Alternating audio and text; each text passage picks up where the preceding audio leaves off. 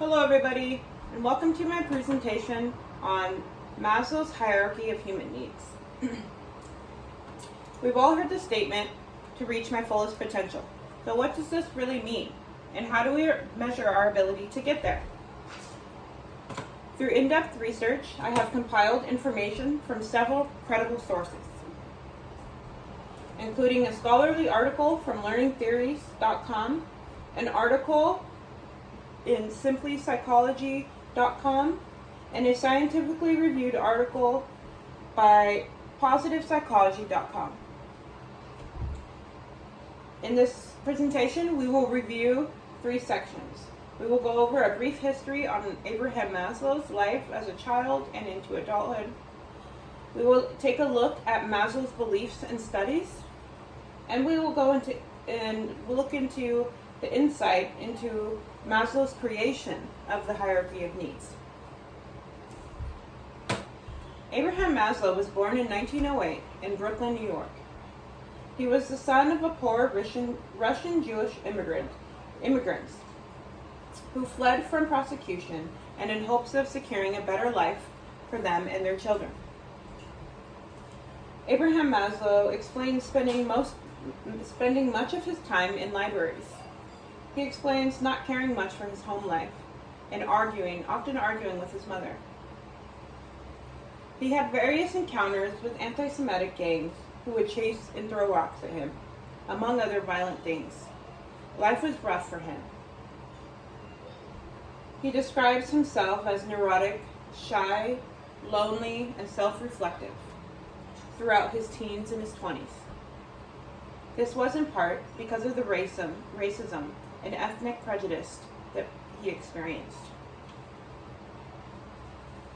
As a survivor of many battles, Abraham Maslow would grow to become one of the founding fathers of motivational theories in the world of psychology.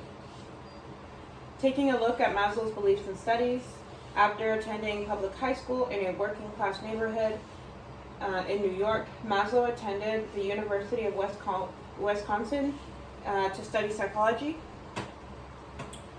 Maslow eventually studied Gestalt therapy, and he urged people to acknowledge their basic need for addressing higher needs and ultimately self-actualization. Maslow's work set the world of psychology on fire. The idea around Maslow's theory is that our actions are motivated by certain psychological and physiological needs that progress from one another. And if these needs are met in each category, then we are able to meet our fullest potential in the self-actualization stage. Maslow's hierarchy of needs is based in a triangle. In the bottom, he has your psychological needs, which is going to be food, water, shelter, sex for reproduction, homeostasis, and sleep. These are all psychological needs that need to be met, our basic human needs. Our next category, we'll move on to safety. So once all our psychological needs are met, we move on to safety, which is going to be security of our body, security of employment, security of resources, security of morality, the family, health, and home.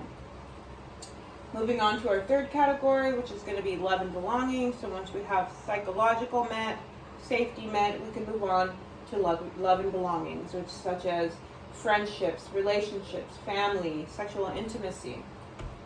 Once those needs are met, we are able to move on to self-esteem, which is going to be confidence, achievement, respect of others, and respect by others. And last, our fifth category is going to be explained as a self-actualization.